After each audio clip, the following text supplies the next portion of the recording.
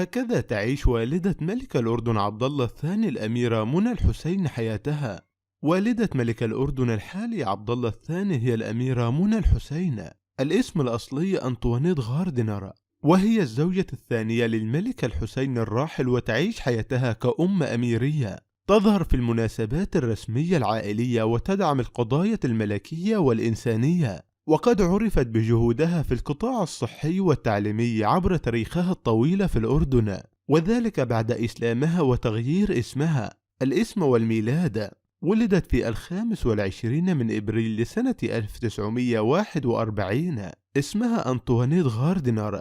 تزوجت من الملك الحسين بن طلال وأصبحت الأميرة منى الحسين، وأشهرت إسلامها. الأبناء: هي والدة الملك عبد الله الثاني والأميرة فيصل والأميرتين عائشة وزينب.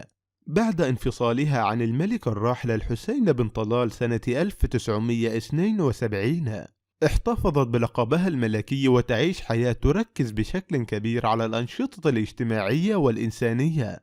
حياتها ونشاطاتها: مقر الإقامة: تقيم الأميرة منى في قصر في منطقة الحمر بالأردن، والذي أهداه لها الملك حسين بعد انفصالهما. الدور الاجتماعي والإنساني: على الرغم من انفصالها، استمرت الأميرة منى في أداء دورها الاجتماعي والإنساني البارز، حيث تشارك في العديد من المبادرات الخيرية التي تعزز مكانة المرأة الأردنية وتدعم المشاريع الاجتماعية. التركيز على التمريض: تعرف الأميرة منى بدعمها الكبير لقطاع التمريض في الأردن، وهي راعية للتمريض في الشرق الأوسط، وقد افتتحت مراكز محاكاة سريرية وحاسوب في المجلس التمريضي، وهناك صندوق منح دراسية يحمل اسمها لدعم التمريض.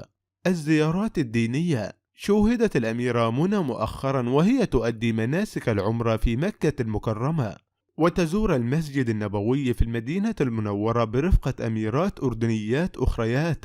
باختصار، تركز حياتها حاليا على العمل الخيري والإنساني في الأردن، ولا سيما في مجال الرعاية الصحية والتمريض، وتحافظ على علاقات وثيقة مع العائلة المالكة.